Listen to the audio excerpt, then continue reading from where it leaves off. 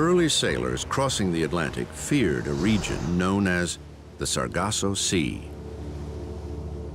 In the Bermuda Triangle, there are a number of escarpments, they call them, and there's deep channels. These channels are a mile deep. You have the Sargasso Sea, and you go down to the abyssal plains. Those are 20,000 feet deep, so you get a perspective of the change in the topography of the bottom.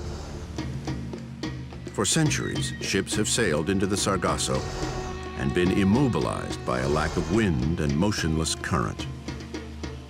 The earliest alleged Bermuda Triangle incident goes as far back as Christopher Columbus in 1492.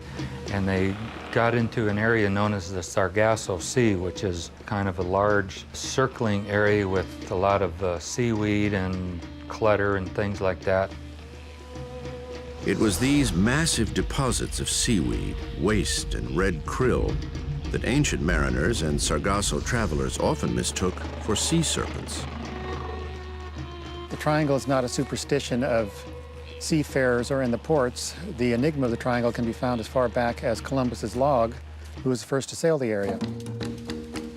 He noted that on 3 occasions, the compass pointed in the wrong direction, 11¼ degrees off from the evening reading to the morning reading, which was unexplainable. They also noted that the sea rose without any wind whatsoever, which shocked them all. And then on the eve of discovering the New World, an unexplained light levitated on the horizon and then rose up and then it vanished. And you have to think about that for a second. This man was a seasoned sailor. There wasn't much that goes on in the night sky that he or his crew hadn't already seen. So for him to make such a special notation about this event, that speaks volumes.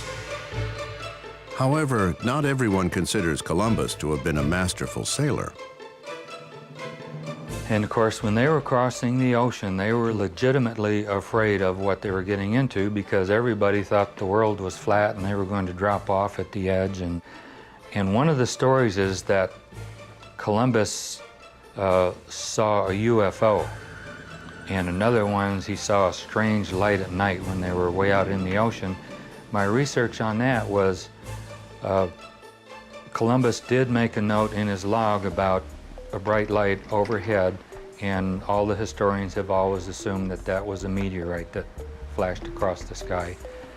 And another part of the story about Columbus is that the compass was acting strange. You know, the tools that Columbus had basically was he had a compass and he had a astrolabe and he had a log, and those things were imprecise. If the strange occurrences witnessed by Columbus's crew might be explained so simply, then what can account for the ships found in the Bermuda Triangle with their entire crews missing?